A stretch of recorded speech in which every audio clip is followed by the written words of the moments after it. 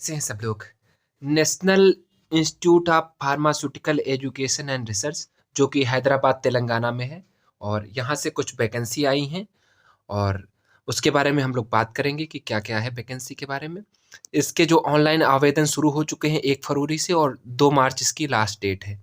और जो number of vacancy हैं टोटल 20 वैकेंसियाँ हैं, उसके लिए आप लोग आवेदन कर सकते हैं।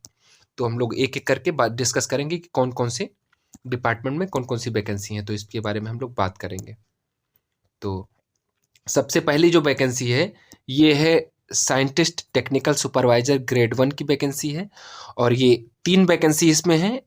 तीनों की तीनों जर्नल वैकेंसी हैं। इसकी जो अपर एज है लिमिट 40 साल है।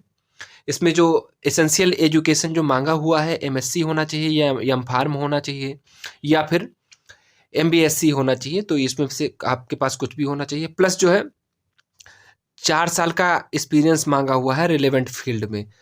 और अगर आपको आपके पास पीएचडी है तो आपको जो है वरीयता दी जाएगी। तो ये पोस्ट हो गई। अगली जो पोस्ट है साइंटिस्ट जो है टेक्निकल सुपरवाइजर ग्रेड 2 की पोस्ट है और इसमें 2 वैकेंसी हैं, जर्नल की वैकेंसी हैं। अपर एज जो इसकी है 35 साल है। एमएससी एम फार्म एमबीएससी इसका भी जो एजुकेशनल क्वालिफिकेशन इसकी भी सेम है, लेकिन इसमें जो एक्सपीरियंस मांगा हुआ है वो सिर्फ 2 साल का रिलेवेंट फील्ड में 2 साल का एक्सपीरियंस होना चाहिए। अगली जो पोस्ट है वो है एडमिनिस्ट्रेटिव ऑफिसर की पोस्ट है और इसमें 1 वैकेंसी है और वो जर्नल की वैकेंसी है। 35 साल इसमें जो अपर एज लिमिट है 35 साल है। मैं हर वैकेंसी में जो जनरल बताता चल रहा हूँ उसके बारे में आगे बात करूंगा कि क्यों बता रहा हूँ। और जो इसमें मांगा हुआ है एजुकेशनल क्वालिफिकेशन ये ग्रेजुएशन है। एनी डिसिप्लिन से कोई भी फॉर्म जो है अप्लाई कर सकता है जो ग्रेजुएट है। प्लस जो है रिलेवेंट फील्ड में 5 साल का एक्सपीरियंस मांगा हुआ है। और जो है अगर किसी के पास कंप्यूटर की जानकारी है तो उसको वरीयता दी जाएगी। अगली जो पोस्ट है ये है टेक्निकल असिस्टेंट जो कि कंप्यूटर सेक्शन की है और इसमें भी 1 वैकेंसी है, वो भी जर्नल की है और इसकी भी अपर एज 35 साल है। इसमें जो योग्यता मांगी हुई है डिग्री कंप्यूटर साइंस में होनी चाहिए और प्लस जो है 3 साल का एक्सपीरियंस मांगा हुआ है। किसी के पास अगर मास्टर कंप्यूटर साइंस में होगा तो उसको जो है वरीयता दी जाएगी। अगली जो पोस्ट है वो अकाउंटेंट की पोस्ट है और इसमें नंबर ऑफ वैकेंसी 2 हैं, दोनों जर्नल की वैकेंसी हैं और अपर एज इसकी 35 साल है। बीकॉम मांगा हुआ है। इसमें योग्यता जो बीकॉम होनी चाहिए प्लस 3 साल का रिलेवेंट फील्ड में एक्सपीरियंस होना चाहिए। और अगर किसी के पास एमकॉम या एमबीए फाइनेंस में है तो उसको जो है वरीयता दी जाएगी। अगली जो पोस्ट है वो है रिसेप्शनिस्ट कम टेलीफोन ऑपरेटर की। ये 1 वैकेंसी है और ये जर्नल की पोस्ट है।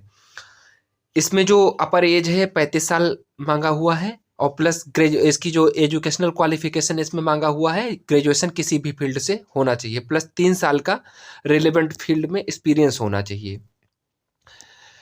जिसके पास कंप्यूटर की जानकारी है उसको जो है वरीयता दी जाएगी। कंप्यूटर ऑपरेशन की जिसके पास जानकारी है उसको वरीयता दी जाएगी। तो अगली जो पोस्ट है उसके बारे में बात करेंगे। स्टोर कीपर की वैकेंसी है और ये जो एक पोस्ट है और इसकी जो अपर एज है 35 साल।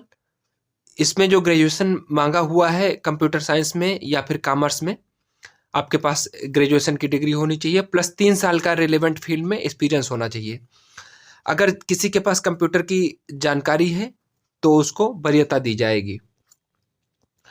अगली जो पोस्ट है वो जूनियर ट्रांसलेटर हिंदी की है और इसमें जो योग्यता इसमें जो वैकेंसी है नंबर ऑफ वैकेंसी 1 वैकेंसी है। अपर एज 35 साल है और जो क्वालिफिकेशन मांगा हुआ है इसमें आपके पास मास्टर होना चाहिए, एमए होना चाहिए और हिंदी या इंग्लिश किसी में भी आपके पास अगर पीजी है तो आप अप्लाई कर सकते हैं बशर्ते ग्रेजुएशन में हिंदी एज ए सब्जेक्ट आपका रहा हो। प्लस और भी हैं तो आप एजुकेशन क्वालिफिकेशन पढ़ लीजिएगा। इसमें जो मांगा हुआ है कि कंप्यूटर की जानकारी अगर आपके पास है तो आपको वरीयता दी जाएगी।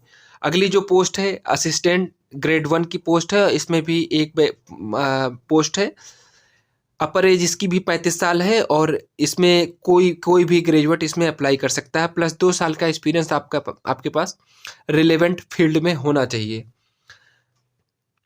कंप्यूटर की अगर आपके पास जानकारी है तो आपको वरीयता दी जाएगी जॉब में। अगली जो पोस्ट है असिस्टेंट ग्रेड 2 की पोस्ट है, इसमें वैकेंसी है और एक जनरल, 2 वैकेंसी जनरल की है और एक ओबीसी की, यानी कि टोटल जो नंबर ऑफ वैकेंसी हैं वो 3 है।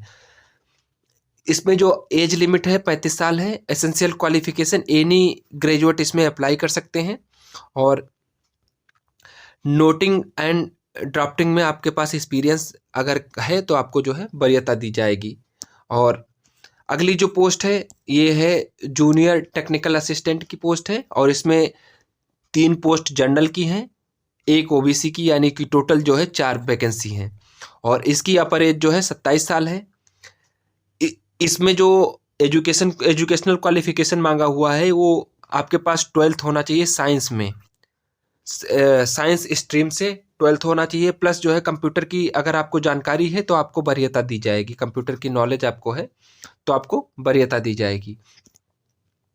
इसके बाद ये हो गई वैकेंसी के बारे में जानकारी। उसके बाद में अगली जो डिटेल आपको बतानी है, ये फॉर्म जो है केवल ऑनलाइन माध्यम से पढ़ेंगे, इसका ऑफलाइन कोई भी जुगाड़ नहीं है। अगली जो डिटेल है कि आपके पास ओरिजिनल डॉक्यूमेंट, आपको टाइम ऑफ डॉक्यूमेंट वेरिफिकेशन जो है, एक बार अगर आप एप्लीकेशन सबमिट कर देते हैं तो आपको उसमें करेक्शन की जो है अनुमति नहीं है। तो आपको ध्यान रखना है कि आप सारी डिटेल अपनी जो है बिल्कुल करेक्ट भरिए, क्योंकि आपको जो है करेक्शन का मौका नहीं दिया जाएगा। और अगर आप एक से अधिक पोस्ट के लिए अप्लाई करते हैं तो आपको उतने सेपरेट जो है अलग अलग फॉर्म भरने पड़ेंगे और सेपरेट जो है फ़ी पेमेंट करनी होगी। तो आपको ये ध्यान रखना है कि एक से अधिक पोस्ट के लिए अगर आप अप्लाई करते हैं तो अलग अलग फ़ी पेमेंट करना होगा, अलग अलग फॉर्म भरना होगा। अभी जो मैं बात कर रहा था कि मैं वैकेंसी में जो है जनरल वैकेंसी बता रहा था, तो जनरल वैकेंसी का मतलब ये है कि जो पोस्ट जनरल हैं उसमें एससी, एसटी, ओबीसी और ईडब्ल्यूएस को एडिशनल जो है एज में रिलैक्सेशन नहीं मिलेगा। तो आपको ये ध्यान रखना है अप्लाई करने से पहले कि आपको जो है उसमें जो आयु सीमा दी है निर्धारित आयु सीमा में ही आप अप्लाई कर सकते हैं। आपको जो है आयु की जो छूट वहाँ पे प्राप्त नहीं होगी, आपको ये ध्यान रखना है। तो इसीलिए मैं बार बार जनरल और जो है या ओबीसी की जो वैकेंसी थी मैं उसको बात कर रहा था। आप जो कोई जॉब कर रहे हैं पहले से तो उनको एनओसी लेना होता है, आप लोगों को पता होगा। और आपको एक चीज़ और ध्यान रखना है कि आप जो फॉर्म भरें मोबाइल नंबर और ईमेल एड्रेस बहुत केयरफुली भर दीजिए, क्योंकि आपको जो है उसको चेंज करने का मौका नहीं दिया जाएगा। जो इसकी फ़ीस है 500 रुपये है। अगर आप जो है महिला या फिर पीएच कैंडिडेट हैं तो आपको जो है कोई फ़ी पेमेंट नहीं करनी है। आपको आपकी फ़ी एग्जम्प्टेड है, कोई फ़ी पेमेंट आपको नहीं करना है। फॉर्म फिल करने के बाद आपको जो है उसका पीडीएफ निकाल लेना है और जो है फ्यूचर के लिए उसके एज ए रिकॉर्ड रख लेना है, क्योंकि हो सकता है आपको जो है आगे दिखाना पड़े, आपकी ज़रूरत उसको दिखाने की पड़ सकती है। तो ये एक छोटी सी डिटेल थी। जो लोग इसके लिए एलिजिबल हैं, इच्छुक हैं, वो अप्लाई कर सकते हैं। तो बाकी अपना ख्याल रखिए। Thanks for watching.